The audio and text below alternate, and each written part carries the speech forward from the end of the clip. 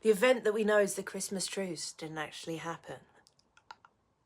Now, I know it's everyone's favourite cessation in industrialised warfare in the early 20th century, so I'll just clarify. The events are true, hooray! The twinkly Christmas trees along the trench lines, the singing of Christmas carols, enemies making friends, all that is true. It's just the name that's incorrect. It wasn't a truce. It was, in fact, a mutiny, because it wasn't signed off.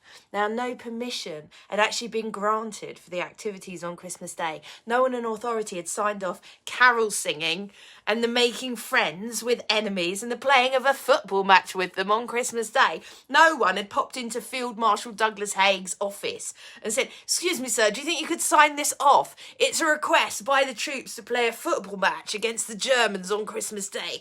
And while we were at it, we were thinking, maybe you could just send a nice bottle of Sauvignon Blanc to the Kaiser and some vouchers maybe to Mrs. Kaiser, because it's a war, and that is not the sort of thing that you do in the middle of a war. There is no precedent for it. Did the Duke of Wellington interrupt his hostilities at Waterloo to play a quick round of golf with Napoleon? No. Did Nelson call for an intermission at the Battle of Trafalgar so the troops could go paragliding and jet skiing? No. So no general is going to sign off the playing of a football match in the middle of a bloody war, although Douglas Haig may have been remembered a little more kindly if he had. Now, official truces were signed off in the early phase of the war to ensure a halt to hostilities and so the dead could be collected. But the Christmas truce, it wasn't like that. So it was actually technically a Christmas mutiny.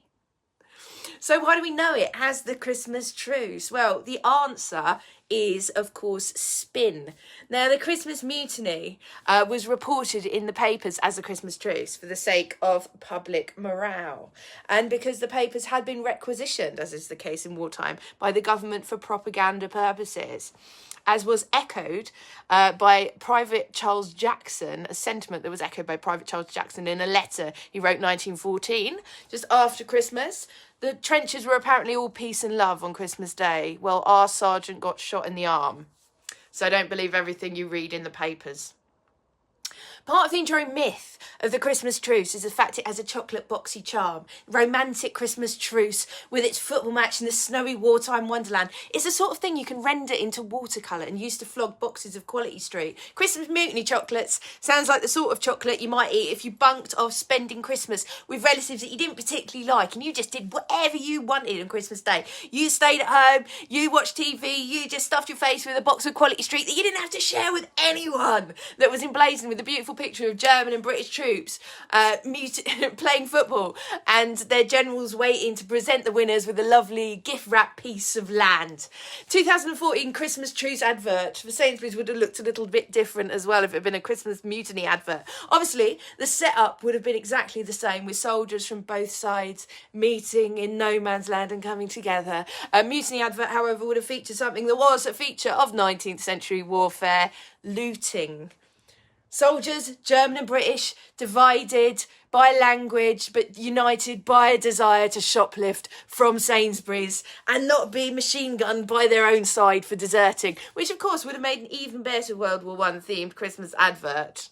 German and British troops sit down to eat Sainsbury's finest Christmas pudding, the Sainsbury's Christmas Deserter campaign.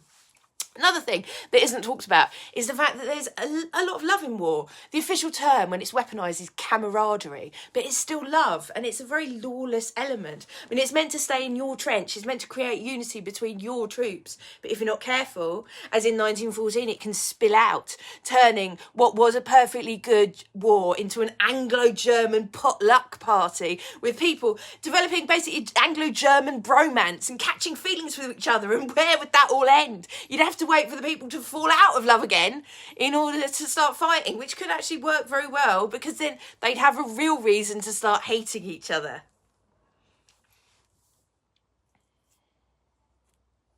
The mutiny, if it had been left to the troops on both sides, could have actually ended the war. Now, that sounds unlikely, but just remember there was actually a football match on Christmas Day on no man's land, with soldiers giving each other hugs and presents. And if that hadn't happened, how unlikely would that have sounded?